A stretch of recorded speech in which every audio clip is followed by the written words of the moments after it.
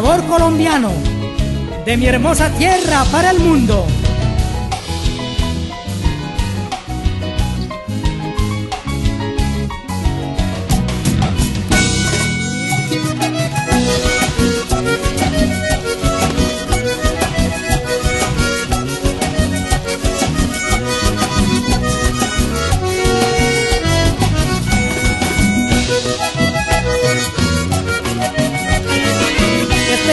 Homenaje que sale del corazón al compañero de viajes, a Jesús mi Salvador, al compañero de viajes, a Jesús mi Salvador.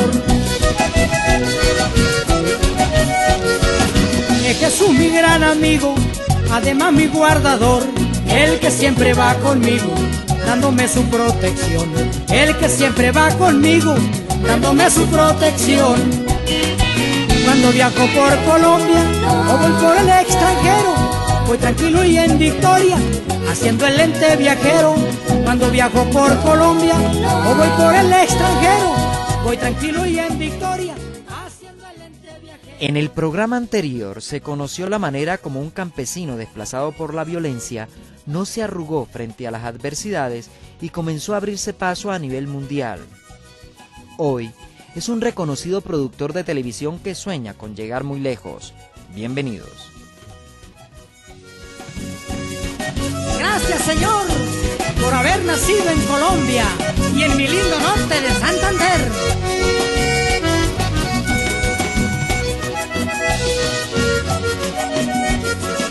Si me subo en un avión, en barco o en autobús, no tengo preocupación, pues conmigo va Jesús.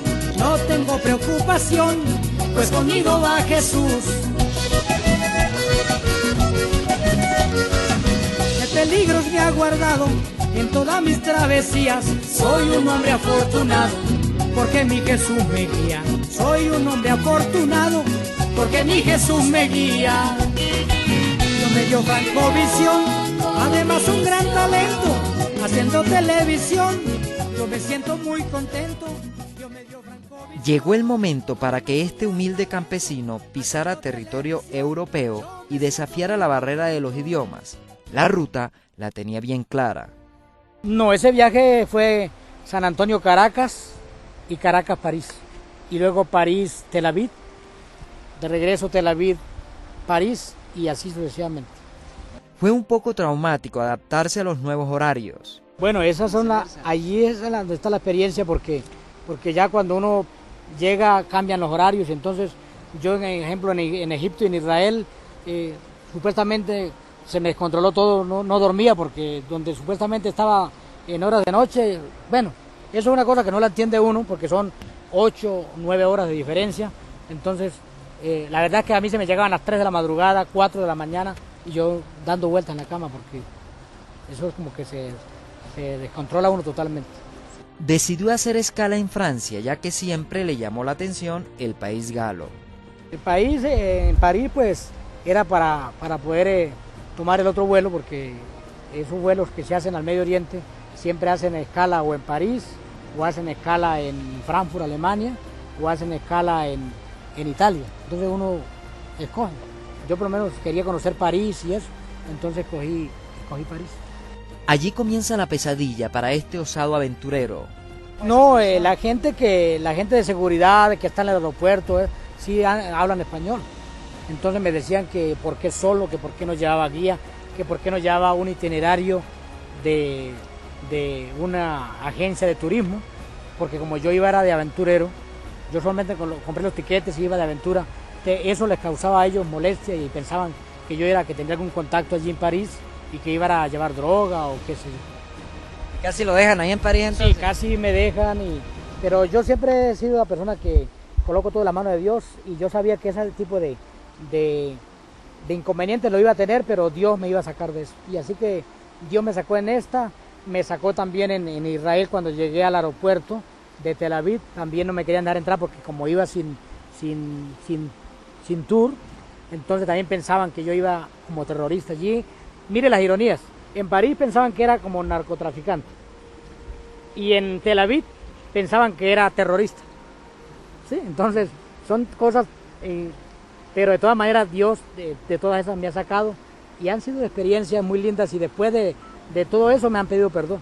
Gracias a Dios han reconocido. En París me pidieron perdón y en Tel Aviv también los de seguridad me pidieron perdón. ¿Cómo es esa situación en Tel Aviv? ¿Estaba más lejos? Sí, claro, estaba más lejos y entonces allí dijeron, bueno, este hombre que viene sin guía de turismo no viene. Entonces comenzaron a preguntarme qué tanto sabía de terrorismo. Y me comenzaron a preguntar, fueron 3 horas de interrogatorio con varias personalidades, con hombres, con mujeres, con gente de más avanzada edad, con gente de seguridad, y me preguntaban de explosivos, me preguntaban de armas, y yo solamente les decía, yo no conozco nada, lo que veo en la televisión, pero yo lo único que sí les puedo decir es que conozco mucho de Jesucristo, la tierra en donde estoy parado. Por encima de todo, el gran sueño de su vida era llegar a Tierra Santa.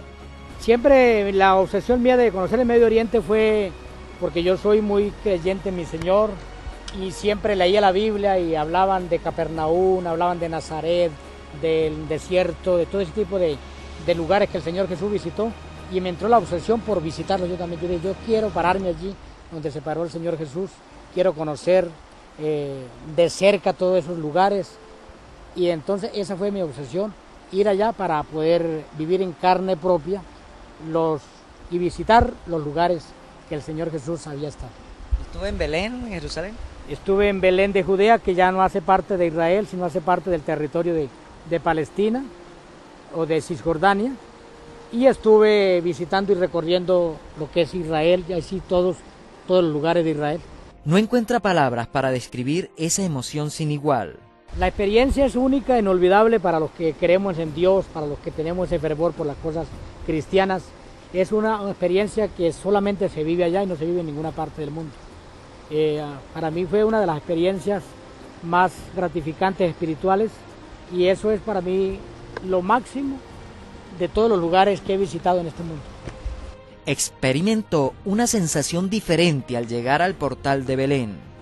Cuando estuve en Belén de Judea, nosotros los cristianos, los que hemos creído en el Señor Jesús y los que creemos en la promesa del Espíritu Santo hablando en otras lenguas, que ese es un idioma que de pronto no lo conoce otra persona si no está metida en las cosas de Dios.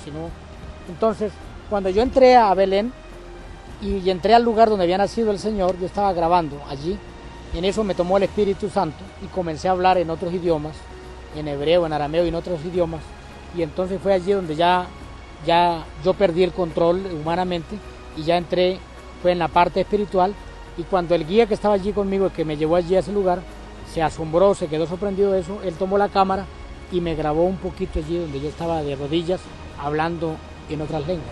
Esa es una experiencia que es, para uno como cristiano, es lo máximo. Algo que no entiende usted. Sí, claro, exactamente.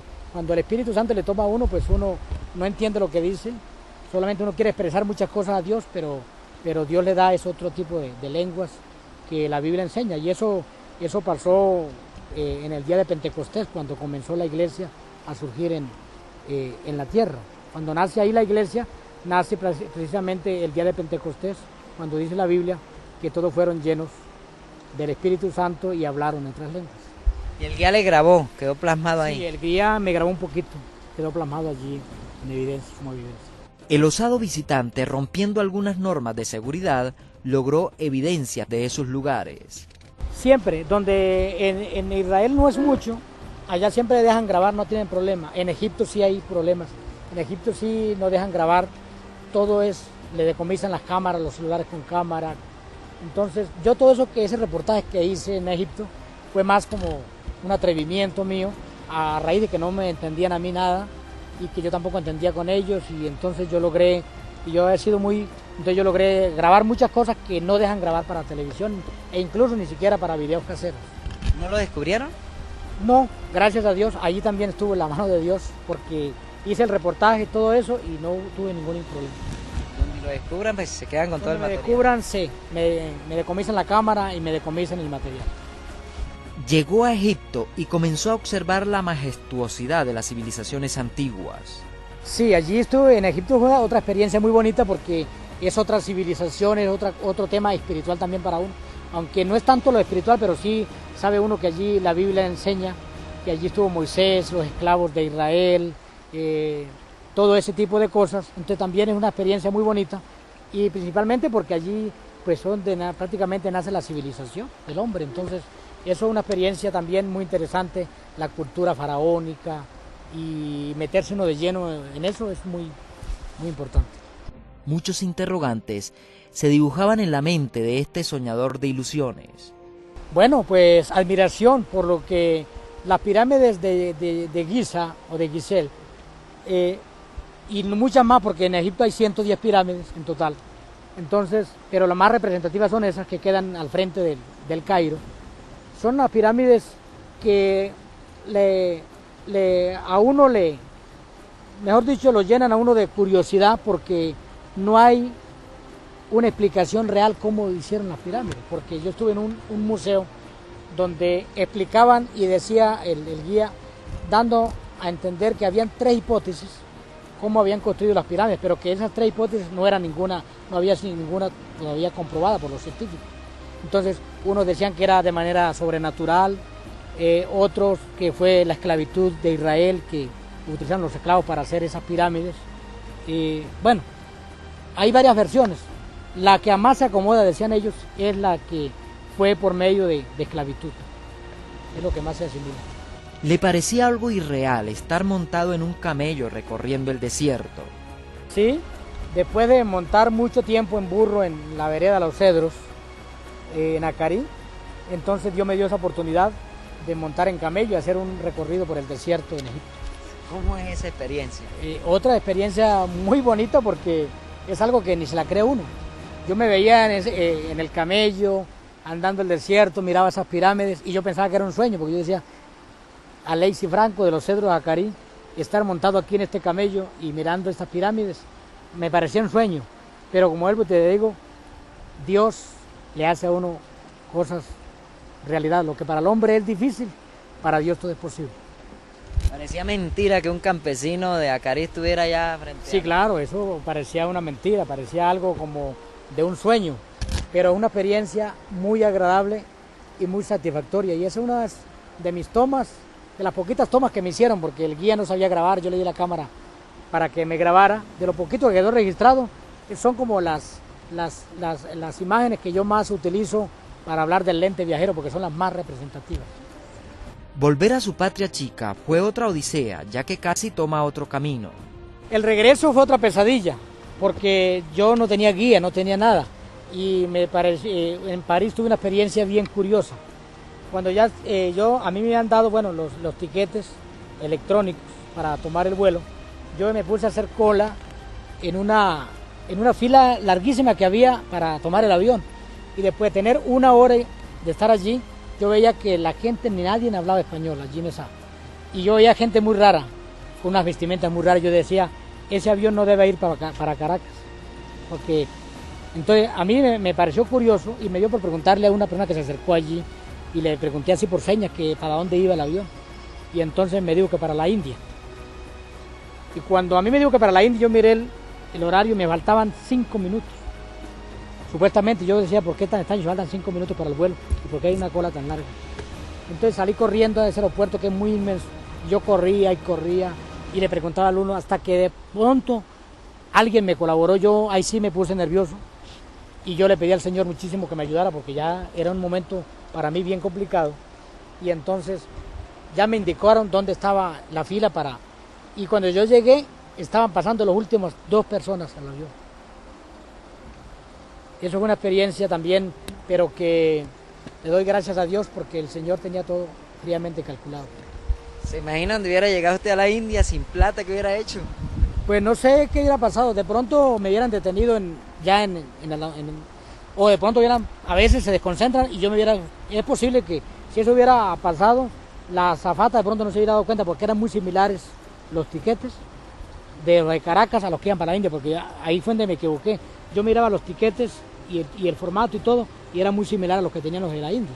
Entonces es posible que se hubieran equivocado y hasta me hubieran mandado para la India. Bueno, allí pues yo tengo ya, en la experiencia que he tenido, sé que en esos casos uno no le queda otra alternativa que pedir irse a la embajada de Colombia y hacer algo, pero de todas maneras ya todo eso también lo tenía previsto.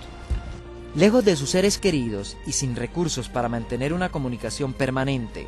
El regreso fue inolvidable, llegar otra vez a la frontera aquí, como venía por Venezuela.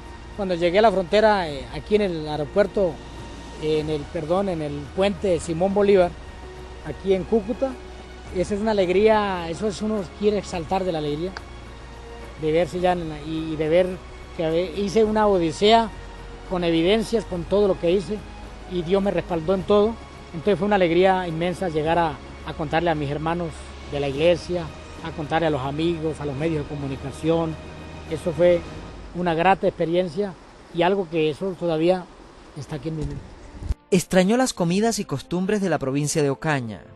Las comidas, como todos saben, la gastronomía cambia, entonces fue difícil la parte de la comida. Me tocaba pedir por señas, pedir cosas que no sabía que sabían, pero cuando uno estaba allá no hay nada que hacer, se come lo que le sirvan, cosas que de pronto no me gustaban, me tocó comérmelas, pero así me tocó porque me tocó que enfrentarme a ese tipo de situación. Fuera de casa, todo es diferente y los recursos escasos para satisfacer necesidades básicas. Se me acabó la plata en París, me quedaban en el aeropuerto que me quedaban 5 euros, y los quería dejar de recuerdos, los 5 euros para traerme los recuerdos. Y tenía sed y me provocó un jugo de naranja en el aeropuerto, me tomé un vasito de jugo de naranja y fui a pagar con los 5 euros y pensaba que me quedaba vueltos y resulta que valía 5 euros el jugo de naranja. Regresó con los bolsillos vacíos. Regresé, tenía plata colombiana, plata de Venezuela, pero ya era lo último, se me habían acabado los dólares y los euros era lo último que me quedaba. Muchos aspectos de la cultura le llamó poderosamente la atención. Lo más extraño que me pareció en Israel, los beduinos, los nómadas, que viven en el desierto, mantienen unos tiempos abajo del desierto, en la parte alta del desierto, y viven allí deambulando todo el tiempo. Son mercaderes, y eso me pareció curioso. Lo mismo también lo practican en Egipto. Eso es como lo más curioso y el baile de los israelitas me pareció tan curioso. ¿No trajo recuerdos, algún souvenir de allá? Sí, tengo algunos recuerdos de cada país, los tengo de colección en mi casa. Una obsesión es visitar la China para observar los avances tecnológicos. Me gusta explorar ese tipo de culturas muy distintas a la nuestra. Entonces la China y Japón me parecen que son unas culturas bien interesantes, además por el desarrollo tecnológico. Y eso, me gusta mucho la tecnología también. ¿Y quedaría pendiente entonces el viaje a Oceanía, Australia, Canadá? Quedan muchos viajes pendientes, pero yo le he estado orando al Señor que me regale la oportunidad de poder hacer otros más. Pero eso, pues, el tiempo lo dirá y el Señor Jesús, que es el que conoce todas las cosas, sabrá en qué momento voy a ir. Señala que todo es un proceso y el ser humano debe quemar una serie de etapas para saborear las mieles del triunfo. Sí, claro, es que a través de que con el acordeón nace la televisión, yo no quise olvidar eso. Y este año el Señor me regaló este instrumento y como Dios me dio el don también del canto, de componer canciones, entonces Dios me dio la oportunidad de hacer un trabajo discográfico titulado precisamente como en homenaje a tantas cosas que el Señor ha hecho conmigo y se titula Jesús mi guardador.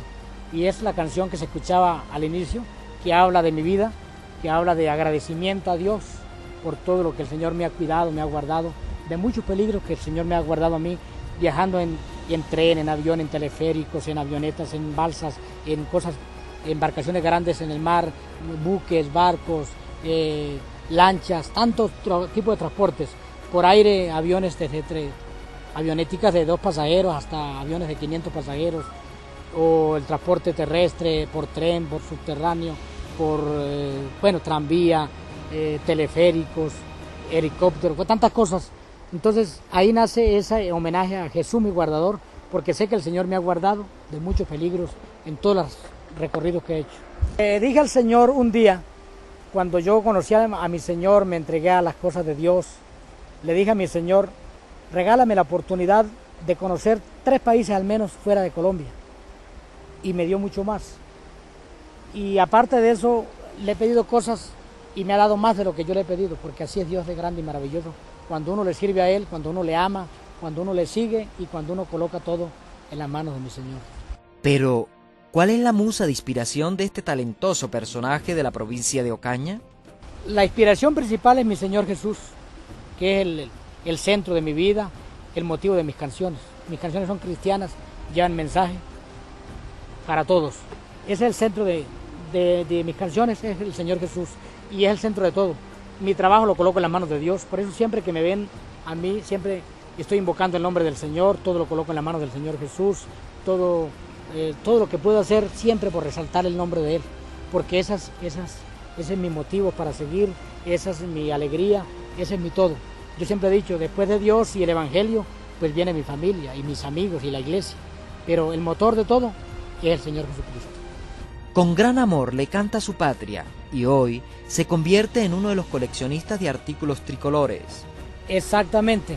Después de salir del país y comenzar a sentir esa experiencia de la falta que le hace a uno el país, la gente, la gastronomía, la familia, los amigos, los hermanos en Cristo Jesús, tantas cosas. Entonces nace ahí esa fiebre por el patriotismo y es cuando comienzo a coleccionar todo lo que tiene que ver con los colores patrios. De donde quiera que voy, en cualquier ciudad de Colombia, miro algo relacionado con el tricolor y entonces lo compro y lo voy coleccionando. Mi instrumento lo mandé a personalizar así, la guitarra, todos los instrumentos que tengo y todo lo que puedo coleccionar, mi casa y algunas cosas que van dentro de la casa, todo está relacionado con los colores de la bandera. Y mi chaleco cuando voy a viajar, a hacer el lente viajero, también tiene esos colores. Me gusta mucho, es patriotismo. ¿Se quiere más a la patria cuando se sale de ella? Se quiere muchísimo más. Uno siempre, hay un dicho que dice que nadie sabe lo que tiene hasta que lo pierde. Cuando uno está fuera de Colombia es donde uno comienza a valorar qué país hermoso tenemos y qué patria tan linda nos ha regalado Dios. Recuerda una anécdota que lo marcó para toda la vida y donde demuestra que las palabras tienen poder. Lo curioso, la primera vez que salgo yo de Ocaña, porque no conocía tanto, solamente conocía Acarí, La Playa, Ocaña y Ábrego. Me fui a trabajar a Becerril, lo más lejano que había salido. Yo me veía ya tan lejos que me parecía casi que fuera del país, pero lo curioso es que llego a trabajar a un corregimiento de Becerril que se llama Estados Unidos. Eso queda al pie de la sierra donde está la zona cafetera. Yo trabajé mucho tiempo allí, incluso allí fue donde saqué la cédula, en Becerril. Y entonces cuando llegué a Ocaña, pues yo me sentía como... Y yo tomé ese para bromear con los amigos y me decían, ¿en dónde estabas? Que hacía días no te veíamos. No, yo estaba en Estados Unidos, pero no les daba más explicación. Entonces yo estaba diciendo una verdad porque venía de Estados Unidos, corregimiento de Becerril, y la gente creía que era en Estados Unidos de Norteamérica. Entonces eso fue como lo curioso y con eso molesté mucho tiempo y siempre cuando hablaba de viajes mencionaba Estados Unidos, porque me parecía que era lo máximo que había conocido yo en mis viajes.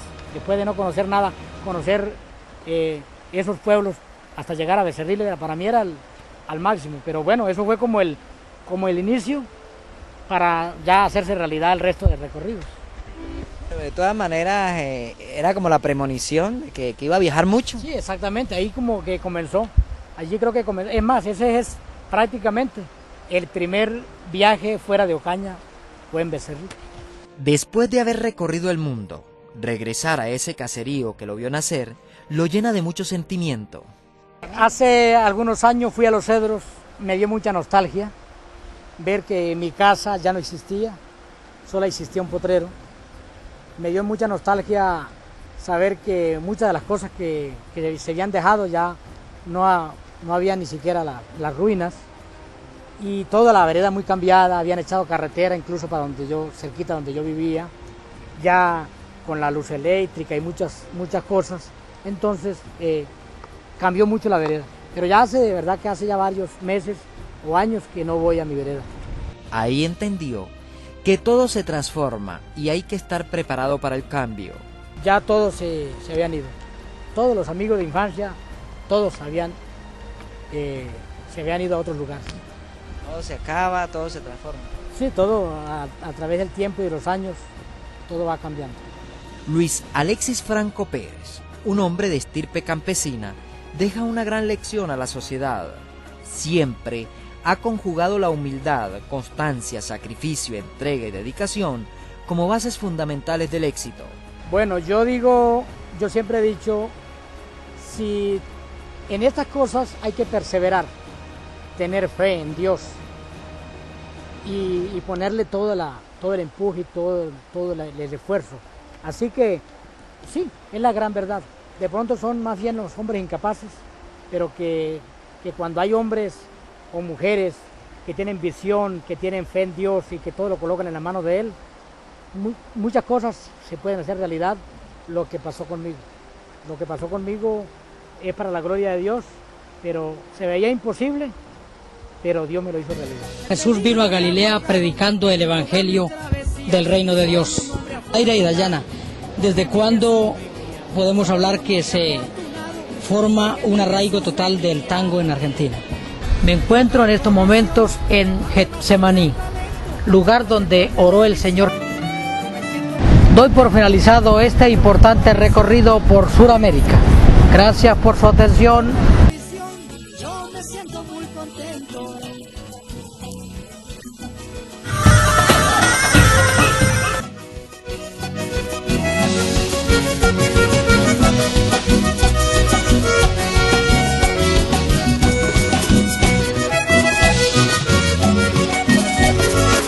Por la gracia del Señor conozco muchos lugares, culturas y tradición, campos, pueblos y ciudades, culturas y tradición, campos, pueblos y ciudades.